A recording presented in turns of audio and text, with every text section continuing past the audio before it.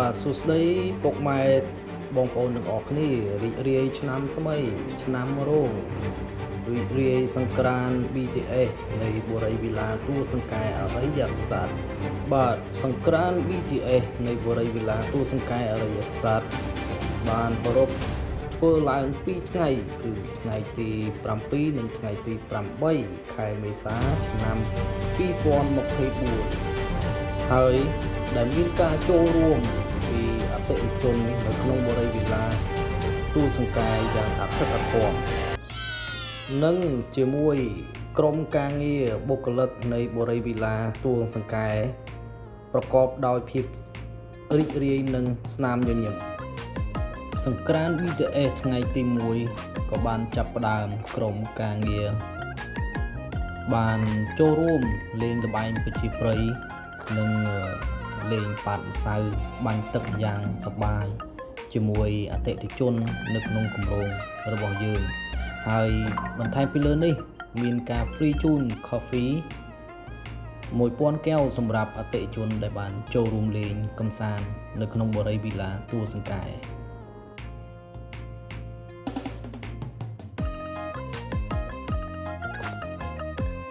សង្ក្រាន្ត BTS ថ្ងៃទី2ជាថ្ងៃបញ្ចប់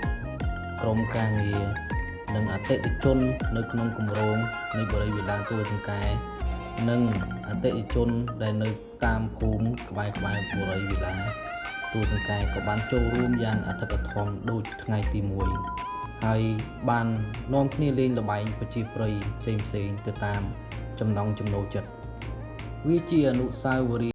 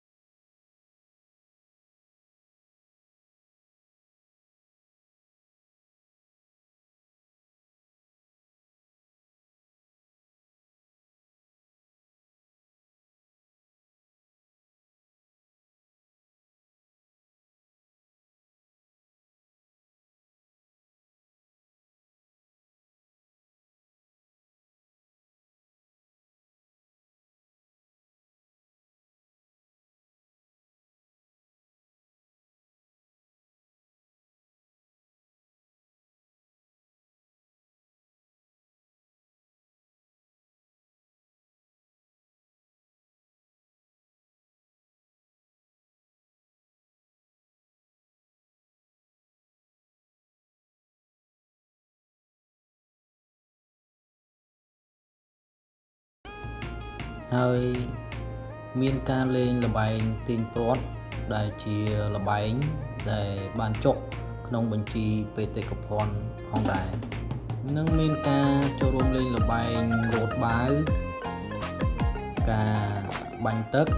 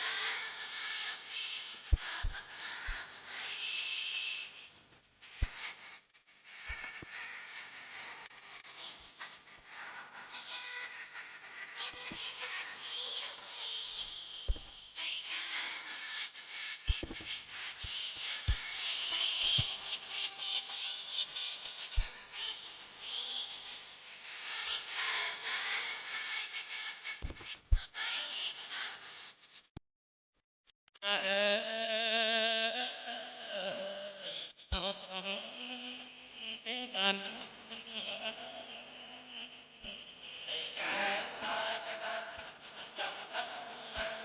รยินดีโดยเรียนเอา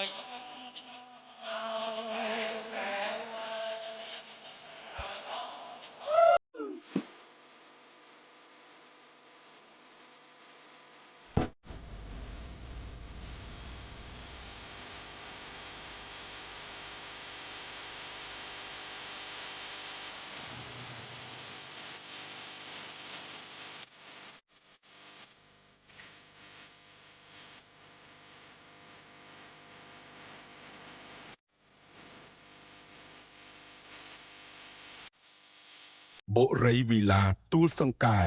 គុណភាពផាសុខភាពសោភ័ណភាពនិងភាពជឿជាក់